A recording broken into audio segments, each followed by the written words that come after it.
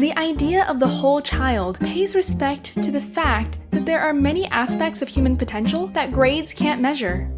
Besides curiosity and intelligence, children may want to develop creativity, passion, resilience, intuition, confidence, generosity, mindfulness, humor, and many, many other important traits.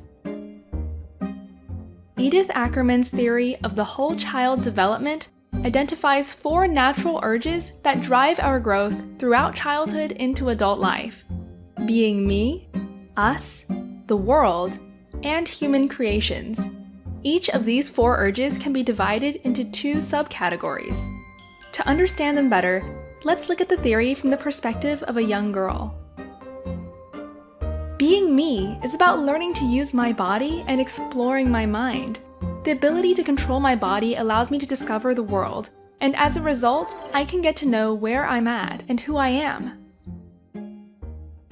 By using my body, I put my 5 senses to work. This is how I learn to walk, speak, listen, and develop healthy habits. Soon, I might impress older folks with my clear speech, good posture, and other physical capabilities. Knowing myself helps me to develop a voice in my home and find my place in this world. It allows me to learn what I like, what I don't like, and what potential is still inside of me. By knowing who I am, I can understand my own subjectivity and form an identity I am proud of.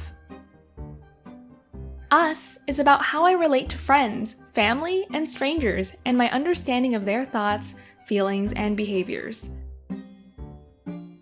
Let me begin with relating to others. As a child, I seek the love, attention, and respect from my parents. But I also have a fundamental natural urge to have social interactions with others. That means I need to learn to share and care so I can belong. One day, I want to become a respected member of a group while keeping my own identity.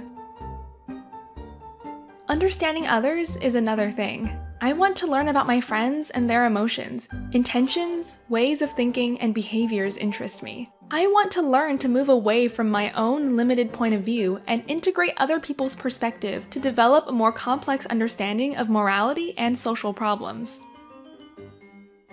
Making sense of the world means figuring out how things work. That's why we play. Through exploration, I quench my thirst for seeking logic and discover this universe. Adults call it exploring and investigating. We call it play. That's how we learn. Sometimes it gets messy, but by playing, I realize that some things change while others don't. In other words, I learn how things work. Later, I can become a real scientist who plays with big ideas and theories and explains the workings of this world to you. I am seeking logic all the time. Us children don't just want to discover how things work, we also look for consistency where there is little. To make sense of this world, we filter, interpret, and reconstruct what we experience into mental models. I think adults call them schema. This urge for order helps me to reorganize what I learn, infer rules, and apply fundamental laws in real life. Human creations is about me being able to imagine alternatives in my head. If I can image something new, I am able to go and actually create it. Imaginating is one of humans' greatest achievements. Without imagination, all innovation would happen by chance. That's why I need fantasy and a lot of free time to play pretend. This way, I will learn to think out of the box. Through creations, I can express my thoughts and bring my imagination to life, and there are hundreds of ways to do so. I can create atmosphere with my voice, ideas with my head, and pictures that I paint with my hand. If I am given the space, I can create cozy rooms beneath the kitchen table, or one day, when I'm older, design an entire house. Edith Ackermann was born in Switzerland in 1946. After graduating, she became a protégé of Jean Piaget.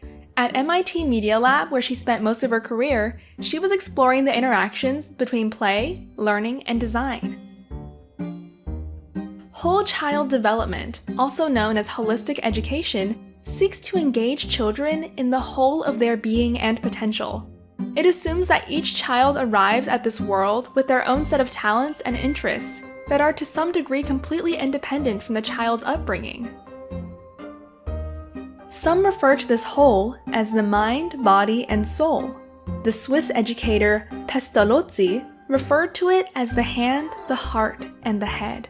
And further still, many others try to sum up a child in 4, 8 skills, social, emotional, and so forth. But does any such division actually pay respect to the whole? Does it capture a sense of humor, an appreciation of the arts, or the ability to be mindful? For this reason, the work of Ackermann offers a more wholesome perspective. What are your thoughts? Please share them in the comments below.